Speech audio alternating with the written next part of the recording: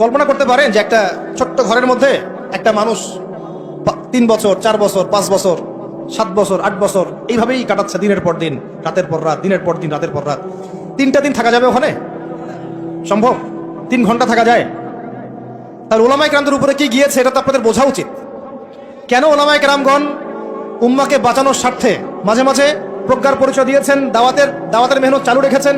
কিছু কিছু বিষয়ে তারা কি করেছিলেন? কৌশল অবলম্বন করে উম্মাকে অন্তত ইসলামের দাওয়াতটা অব্যাহত রেখেছিলেন, এই চিন্তা করে যে অন্তত আমরা টিকে থাকি মাঠের মধ্যে, মাঠটা ধরে রাখি। অন্তত যদি আমরা সব একটা একটা করে নাই হয়ে যাই, তাহলে তো জাতিকে দাওয়াত দেওয়ার, তাবলীগ করার, নসিহত করার কেউ থাকবে না। এটা তো একটা ছিল ডিপ্লোমেসি, প্রজ্ঞা। এখনকার সময় আর ওই সময় তো এক না। কথা হচ্ছে আমাদের প্রত্যেকের উপরে ভাই দায়িত্ব বর্তাবে। এখনো বহু ওলামায়ে কেরামের কাঁধে 5টা 10টা 20টা করে মামলা আছে। আর কি শুনবেন? বহু ওলামায়ে কেরামের মানে আত্মীয় স্বজন মামলা মোকদ্দমা শিকার। একটা মামলা লড়ার মতো টাকা তাদের কাছে নাই। জমি জমা বাড়ি ভিটা বিক্রি করে দিয়ে তাদেরকে এগুলো লড়তে হচ্ছে, এখনো লড়তে হচ্ছে। দেশে অনেক কিছু হচ্ছে অভ্যুত্থানের পরে।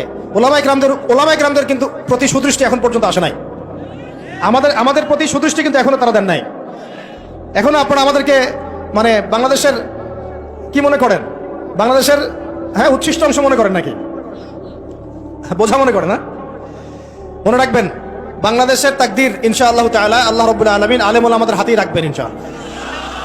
এটা আবেগের কথা নয়। হ্যাঁ, এটা সত্য যে আমরা বিগত প্রায় হয়তো 30, 40, 50 বছরে রাষ্ট্র ব্যবস্থা ইসলামকে নিয়ে যাওয়ার জন্য যে রাজনৈতিক মুভমেন্টগুলো, এগুলোতে সবাই একসাথে নামতে পারি নাই। এটা হয়তো সত্য কথা। কেন পারি নাই, কি সমস্যা ছিল, এগুলো আর আলোচনা করার দরকার নাই। এখন আলোচনা করার দরকার হচ্ছে এই যে এখন থেকে আমরা যেন এই পদক্ষেপে সবাই সামনের দিকে আগাই ইনশাআল্লাহ।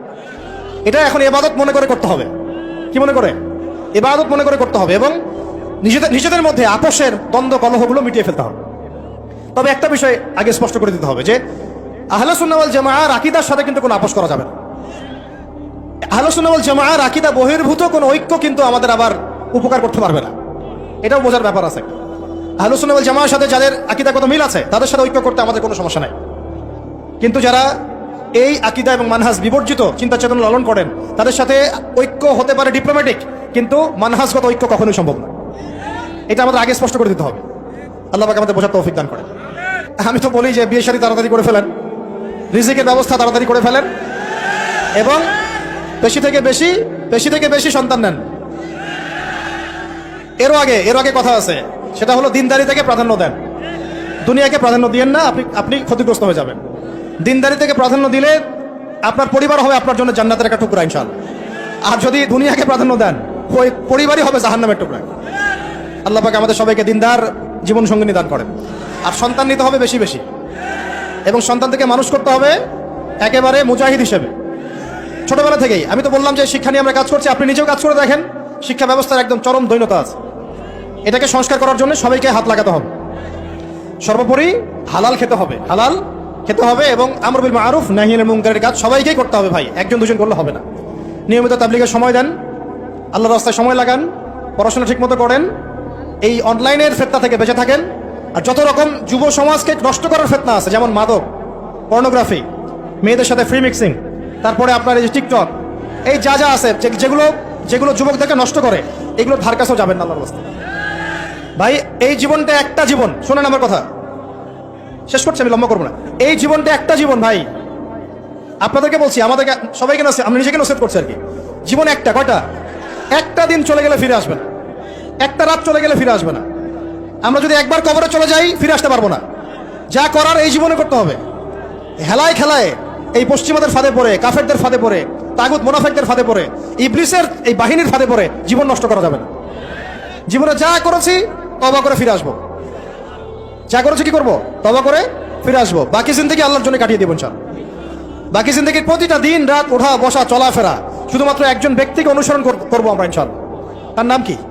মুহাম্মদ রাসূলুল্লাহ সাল্লাল্লাহু আলাইহি ওয়াসাল্লাম এবং তার সাহাবীদেরকে অবশ্যই। এছাড়া আমাদের সামনে আর কিচ্ছু নাই, আর কোনো রাস্তাও খোলা নাই। আমাদেরকে বুঝতে হবে আল্লাহ পাক এই দুনিয়াতে আমাদেরকে তার ইবাদত করার জন্য পাঠিয়েছেন। আল্লাহ পাক দেখতে চান আমলে কেউ আহসান, আল্লাহ পাক দেখতে চান আইয়ুকুম আহসানু আমালা।